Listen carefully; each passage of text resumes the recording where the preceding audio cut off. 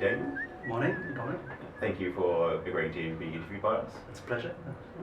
So I'd just like to get a bit of a background on your history. During high school, did you have any idea that you'll be doing a career in maths, or did you have other career aspirations? Actually, both my parents are doctors, so I kind of grew okay. up thinking that I'd be a doctor for a long, long time. Yeah. And it wasn't until about year 10 that I was doing well at maths in school, and actually I went to this national maths summer school in Canberra, and I met a lot of other good mathematicians, and I hadn't realised that there are lots of jobs for mathematicians actually. And so I thought, no, okay, something I'm really interested in, and I should pursue it as a career rather than just as something that I was good at school. So you were very certain from a relatively young age? So from about year 11 in high school, I decided, I want to go into maths. Yeah. What university did you go to initially to do undergrad? So I did my undergraduate here at UNSW. Mm-hmm. Where did you do your postgrad? So I went to MIT to do my PhD. In Massachusetts? That's correct. Mm. That's right. Yeah. Massachusetts. How's America? Do you think it should be great again? Yeah, America is a very interesting place. It's very similar to Australia, and sometimes we forget that there are lots of little differences. And I ended up living there for a good 8 years, and so I did 5 years of PhD there, and then another 3 years postdoctoral. Mm-hmm. And even though I was there for such a long time, and the culture isn't that different from Australia, but there was still enough. Very Western. Yeah, it was enough that I still felt a foreigner after 8 years, so I decided it's time to come home. So we'll just start talking about your research a little bit. So what is your role here at UNSW? So I'm the head of the pure mathematics department, and so there's about 20 to 25 staff members in the department. It varies for various reasons across the years, and so I'm leading that team. And very important person. So, I mean, as with all academics, we have a fair bit of research and teaching to do, and there's some administrative jobs as well. And so, the head of department is a fairly serious sort of administrative role. Could you explain your research in simple terms? Could you? I think you have to. I guess the short answer to that question, well, how should I answer this? Most of my research deals with trying to understand algebra by viewing it geometrically. Okay. So that's the basic idea. As a researcher, what are the most important skills that you value? For a pure mathematician especially, you want to try to understand things in the most basic and simplest terms, because that's when you really truly understand things and you get the most insight. And often, there are hard problems, but if you approach it just in the right way, you'll be able to solve it. So it's about perspective. So having good perspective, having a really inquisitive mind, they're important things. And of course, at the end of the day, you just need to work hard. Right? There's no getting around that. At the end of the day. Definitely. So you need to be really dedicated and intelligent. Sure. So when approaching a new, say, problem, do you often hit a stone wall and you have to backtrack quite a lot? Or? Oh yes, it's a lot of going up and down, forwards and backwards, for sure. But in pure mathematics, it's a little bit different from other fields in that often the questions are driven by the researcher. So I think in physics, there's, especially say theoretical physics, there's one major big problem, right, that everyone works on. And for a pure mathematician, it's different. You can ask the questions. You ask the questions that you're interested in. And often picking those questions is part of good research. So this is something that's quite different.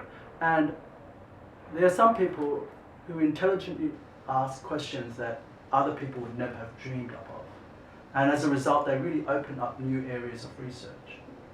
And at the end of the day, if it's a good line of inquiry, often it will lead back to other parts of mathematics.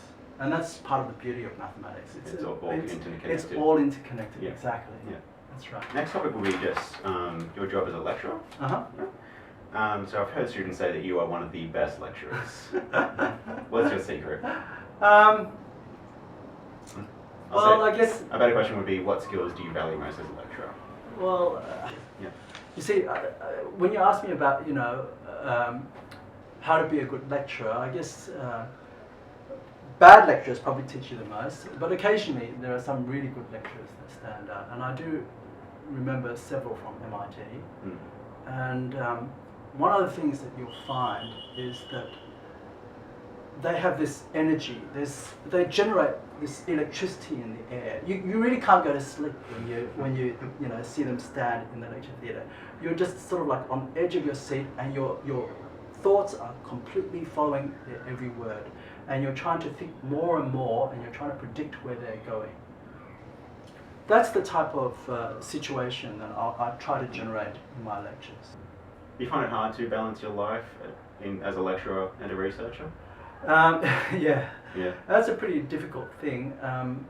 I think a lot of researchers, especially in pure mathematics, they like to think about one thing at a time. Yeah.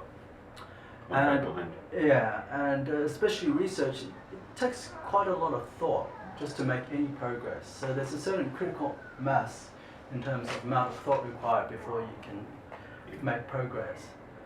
And it's pretty tricky when you're teaching a lot to maintain that critical mass and also to have to teach.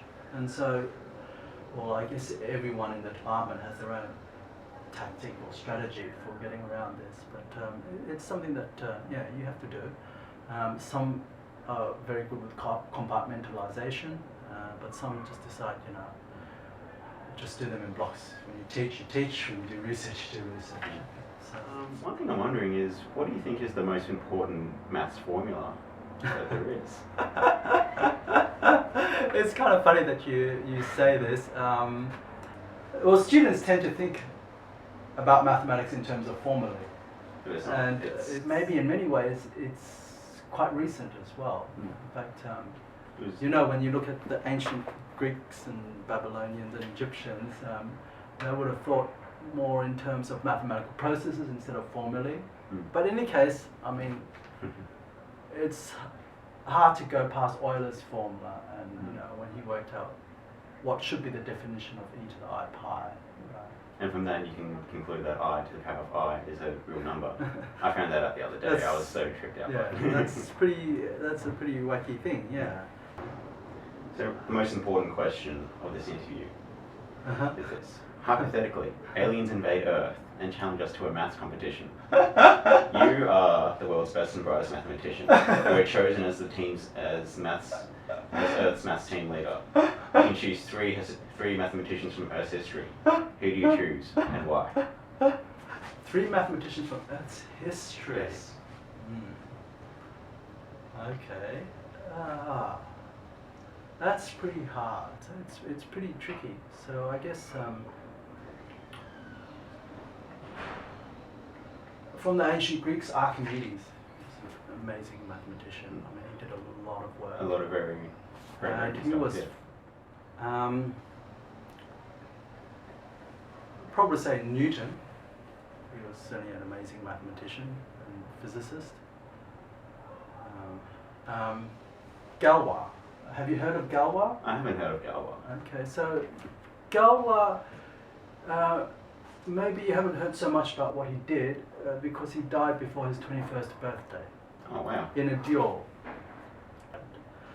But one of the things that he did prove was that you couldn't solve the quintic equation using just radicals, like you have a quadratic formula or a cubic form. And he invented the theory of groups to understand completely this question. And to think that he did that, before his 21st birthday, and he came up with a beautiful solution. Thank you. Hopefully you'll save us from the aliens. For the interview, Daniel. My pleasure. It's been a very wonderful experience. Okay.